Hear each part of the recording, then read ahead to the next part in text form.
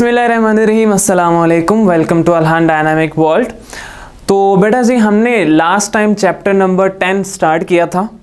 ठीक है, हमने मैग्नीफिकेशन के बारे में पढ़ा। मैग्नीफिकेशन की दो टाइप्स थी, लीनियर एंड एंगुलर, उनके बारे में पढ़ा। रिजॉल्विंग पावर के बारे में पढ़ा। तो आज हम चैप्टर नंबर 10 का जो टॉपिक पढ़ने जा रहे हैं उसका नाम है सिंपल माइक्रोस्कोप। ठीक है जी, सिंपल माइक्रोस्कोप है क्या? असल में एक नॉर्मल जो आपके पास लेंस होता है, कन्वेक्स लेंस, कन्वर्जिंग लेंस, उसे हम सिंपल माइक्रोस्कोप बोलते हैं।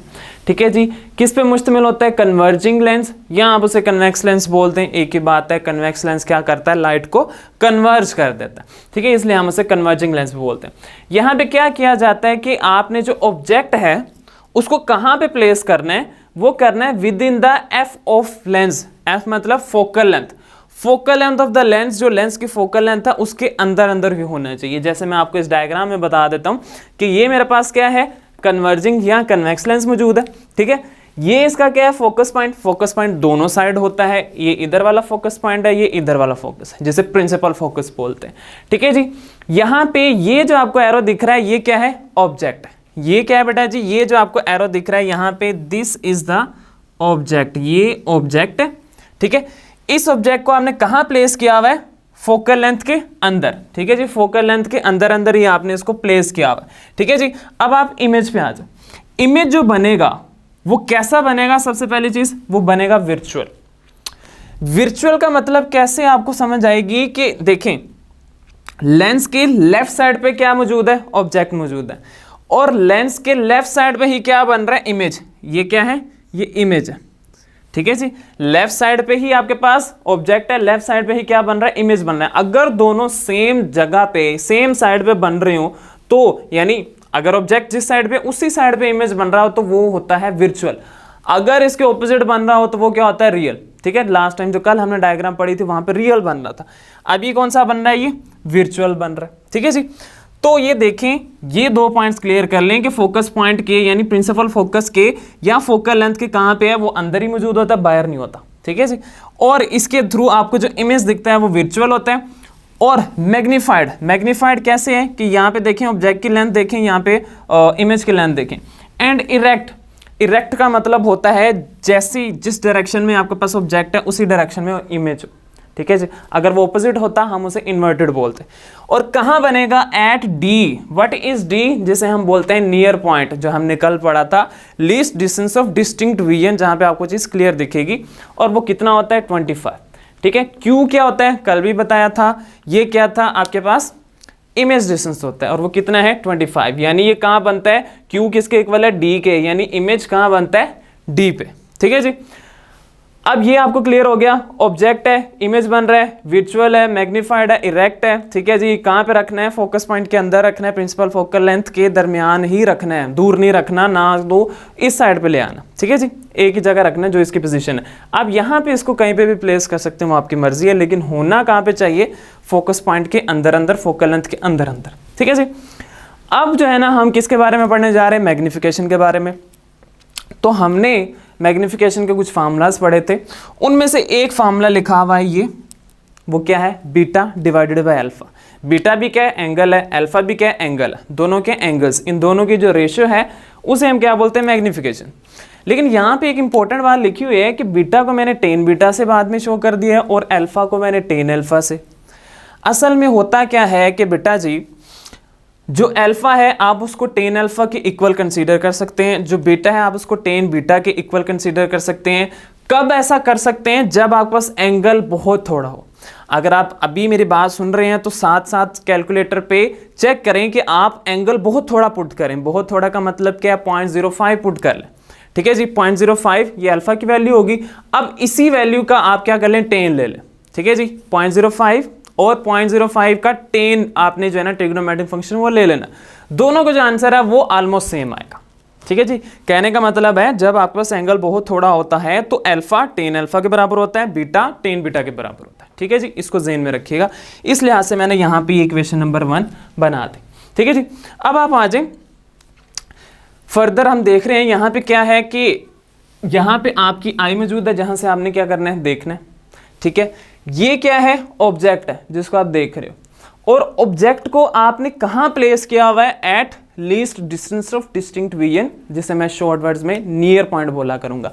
ठीक है जी, नियर पॉइंट पे आपने ऑब्जेक्ट को प्लेस किया हुआ है। इस टाइम एंगल जो बन रहा है कहाँ पे, एट द आई, उसको हम बोल रहे हैं अल्फा।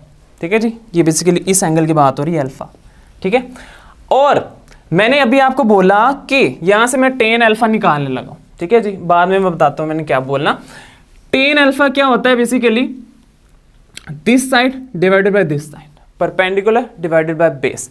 परपेंडिकुलर क्या है, ये क्या है, साइज ऑफ द ऑब्जेक्ट, और ये क्या है, डिस्टेंस ऑफ द ऑब्जेक्ट, यानी कि आई से वो जो ऑब्जेक्ट है वो कितने डिस्टेंस में मौजूद है।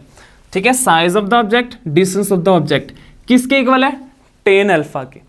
और ये टेन अल्फा किसके इक्वल है, यहां पे मैंने आपको बताया है it is equal to alpha.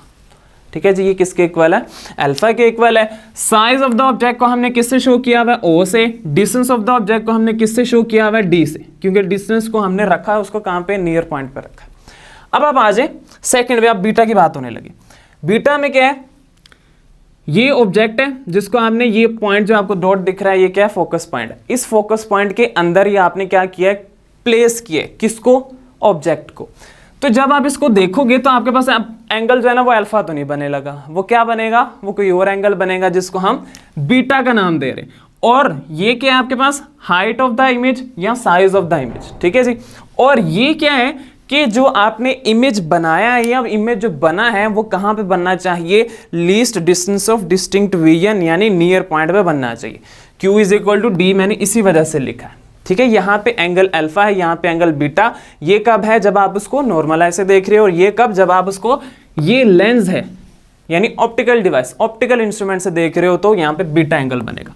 ठीक है बेटा जी, तो इसका मतलब ये हुआ कि यहाँ पे ये जो टेन बीटा लिखा है ये बेसिकली क्या है, किसके इक्वल है, बीटा के। क्यों, क्योंकि यहाँ पे एंगल क्या है, बहुत थोड़ा है। ठीक है जी, बहुत छोटा है, तो इस वजह से क्या होगा, आप उसको सेम कर सकते हो।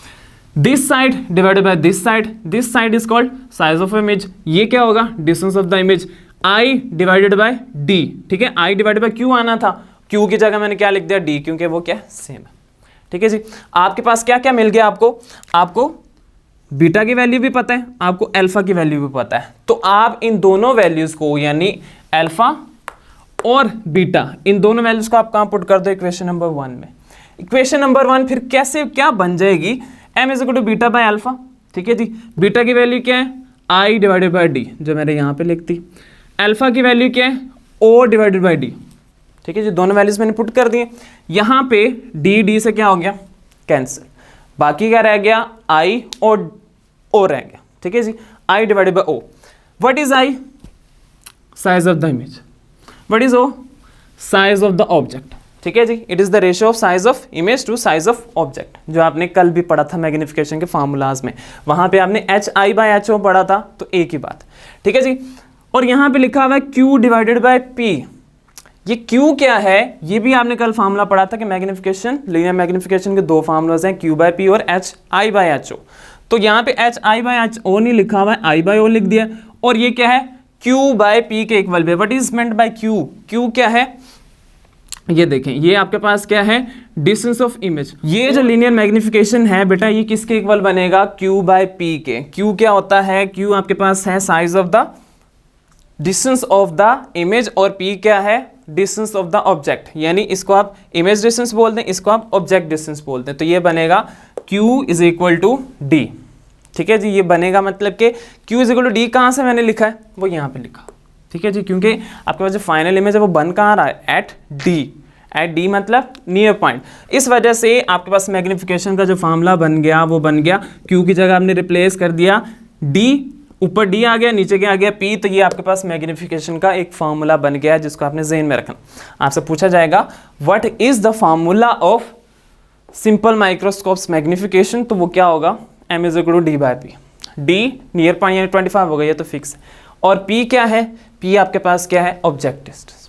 ठीक है जी, अब आपके पास मैग्निफिकेशन का एक और फार्मूला आएगा, वो क्या होगा, in terms of focal length, यानी उसमें क्या, अब यहाँ पे देखें, यहाँ पे फोकल लेंथ नहीं आ रही। ठीक है जी, आपने यहाँ पे एक और फार्मूला बनाना है जिसमें फोकल लेंथ भी इंक्लूड हो। तो उसमें हमने क्या करना है, हमारे पास क्या है, लेंस फार्मूला, जो कि आपने पढ़ा है, कहाँ पढ़ा है, 9th चैप्टर में भी पढ़ा है। इसके अलावा आपने 10th में भी पढ़ा हुआ, ठीक है जी, 10th क्लास में पढ़ा हुआ, ठीक है जी। 1/f is equal to 1/p plus 1/q। Virtual image के लिए हमेशा हम क्या करते हैं, q को नेगेटिव पुट करते हैं। अगर रियल हो तो q पॉजिटिव, अगर वर्चुअल हो तो q क्या हो जाता है, नेगेटिव हो जाता है। तो हम क्या करेंगे, इस q की जगह -q पुट करेंगे, ठीक है जी। तो ये माइनस है ना, यहाँ पे जो आना था वो मैंने यहाँ पे लिख दिया, प्लस माइनस माइनस, ठीक है, डायरेक्ट यहाँ पे क्या आ गया, माइनस आ गया। आपको पता है कि ये जो भी आपके पास इमेज बनता है वो कहाँ बनता है, लीस्ट डिस्टेंस ऑफ डिस्टिंक्ट। ये क्लियर कर लें कि ये जो इमेज है ना हमेशा डी पे बनेगा। इस टॉपिक में, इससे अगले टॉपिक में, इससे भी अगले टॉपिक में क्या होगा, इमेज कहाँ बनेगा, डी पे, ठीक है, तभी आपको क्लियर दिखेगा। Q is equal to D, Q की जगह आपने क्या पुट कर दिया, डी पुट कर दिया, ठीक है जी। नेक्स्ट स्टेप में आपने क्या किया, आपने असल में यहां से क्या किया, डी जो है ना उसको दोनों साइड मल्टीप्लाई कर दिया, यानी डी इधर भी मल्टीप्लाई होगा, इधर भी मल्टीप्लाई होगा, इधर भी मल्टीप्लाई, इधर मल्टीप्लाई होके क्या हो गया, डी बाई एफ, ठीक है जी, इज इक्वल टू यहां पे होके क्या हो गया, डी बाई पी, वो भी हो गया, माइनस यहां पे क्या आएगा, डी डिवाइडेड बाई डी, ठीक है जी। तो ये डी से क्या हो जाएगा, कैंसिल, इधर क्या रह गया, डी बाई एफ, ठीक है जी, डी बाई पी -1, ठीक है जी। तो ये कट कटा के आपके पास आंसर यहां तक पहुंच गया।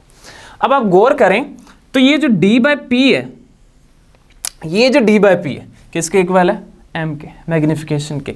तो मैंने क्या कर दिया, इस डी बाई पी की जगह क्या लिख दिया, एम लिख दिया, ओके हो गया।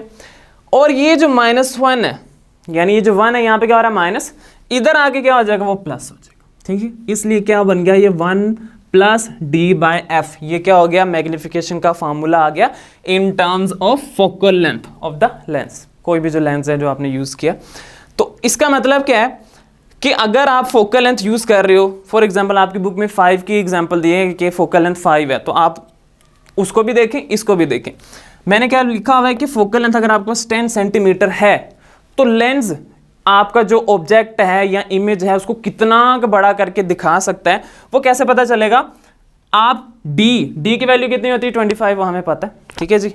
वो यहाँ पे पुट करें, एफ की जो वैल्यू है वो कितनी है, 10, जो यहाँ पे हमने लेट किया अपनी तरफ से, 25/10 2.5, 2.5 प्लस 1 कितना हो जाएगा, 3.5। इसका मतलब होगा कि इमेज को हम कितना इलाज कर सकते हैं, 3.5 गुना, 3.5 टाइम जो है ना हम उसको क्या कर सकते हैं, एनलार्ज कर सकते हैं, ठीक है जी। तो यहां तक आपको क्लियर हो गया। आपकी बुक में 5 के लिहाज से लिखी है तो आप उसको चेंज भी कर सकते हैं, ठीक है जी। मैं आपको उसके लिहाज से भी बता देता हूं। आप 10 की जगह क्या लिखेंगे, 5 लिखेंगे, ठीक है जी। यहाँ पे हम चेंज करेंगे, क्या चेंज करना है, यहाँ पे क्या आएगा, दोनों में मिटा रहा हूँ, ऊपर तो 25 ही आएगा, नीचे क्या आएगा, 5, 25 और 5 क्या हो गया, 5, कैंसिल होके ये 5 आएगा, 5 प्लस 1 कितना हो जाएगा, 6, ठीक है जी। तो ये कितने टाइम्स बन जाएगा, कितने टाइम्स आप इसको इनलार्ज कर सकते हो, 6 टाइम्स, ठीक है जी। यहाँ तक आपको क्लियर हो जाना चाहिए। अब आप आ जाएं, लास्ट पॉइंट है जो कि आपकी बुक में नहीं लिखा हुआ है लेकिन इससे रिलेटेड न्यूमेरिकल्स हैं, तो ये पॉइंट आपको यहीं पे क्लियर कर लेना चाहिए कि क्या लिखा हुआ है कि if object is at F क्या प्रिंसिपल फोकस किसका होगा, लेंस का। कौन सा लेंस है, कन्वेक्स लेंस है, ठीक है, क्योंकि सिंपल माइक्रोस्कोप में होता ही वही है। तो यहाँ पे आपके पास ऑब्जेक्ट मौजूद है, ये कहाँ पे मौजूद है, प्रिंसिपल फोकस पे मौजूद है, ठीक है जी। यहाँ पे लाइंस निकल रही हैं और ये लाइंस कहाँ पे जा रही है, इन्फिनिटी। मतलब क्या हुआ कि इमेज कहाँ बन रहा है, इन्फिनिटी पे। बेटा इस तरह के केसेस 5 केसेस आपने 10th क्लास में पढ़े थे, तो ये उनमें से एक केस, ठीक है जी, कि अगर आपके पास जो ऑब्जेक्ट है एग्जैक्टली एट फोकस पॉइंट आ गया है तो इमेज कहाँ बनेगा, इन्फिनिटी पे, ठीक है जी। अब जरा ये देखिए मैंने यहाँ पे क्या किया, मैग्निफिकेशन का फार्मूला किसके लिए लिखा है, जब आपके पास ऑब्जेक्ट कहाँ हो, exactly at F principal focus पे हो, ठीक है। आपको पता है यहां से लेके यहां तक का जो डिस्टेंस है वो क्या होगा, फोकल लेंथ होती है ना, यानी प्रिंसिपल फोकस से लेके सेंटर तक का जो डिस्टेंस होता है उसे क्या बोलते हैं, बेटा जी, फोकल लेंथ, ठीक है जी। वो फोकल लेंथ क्या है इस टाइम, वो ऑब्जेक्ट डिस्टेंस के बराबर है। पी क्या होता है, ऑब्जेक्ट डिस्टेंस। तो यहाँ पे ऑब्जेक्ट है तो ऑब्जेक्ट का भी डिस्टेंस यहाँ से होता है, फोकल लेंथ का भी जो डिस्टेंस होता है वो यहाँ पे होता है, तो दोनों क्या सेम है। तो इस वजह से यहाँ पे मैंने P = F लिखा। ये फार्मूला कहाँ लिखा हुआ है, D/P, मैग्निफिकेशन का फार्मूला है, ठीक है, सिंपल माइक्रोस्कोप की। लेकिन अभी जो है ना यहाँ पे क्या होगा, ये जो P है किसके इक्वल है, F के। तो आप क्या करोगे, P की जगह क्या लिख दोगे, F लिख दोगे। तो ये भी क्या है, मैग्निफिकेशन का फार्मूला है, ये भी क्या है, मैग्निफिकेशन का फार्मूला है, और ये भी क्या है, मैग्निफिकेशन का। उनकी कंडीशंस अलग है, ठीक है। ये जनरल फार्मूला है, ये in terms of focal length, और ये कब है, जब आपके पास जो ऑब्जेक्ट है वो एग्जैक्टली फोकस पॉइंट पे मौजूद है। ठीक है बेटा जी, यहाँ तक आपका सिंपल माइक्रोस्कोप का टॉपिक ख़त्म हो जाता है। आपका कोई भी क्वेश्चन होगा काइंडली आप मुझसे पूछ लीजिएगा। अपना ख्याल रखिएगा। अल्लाह हाफिज़।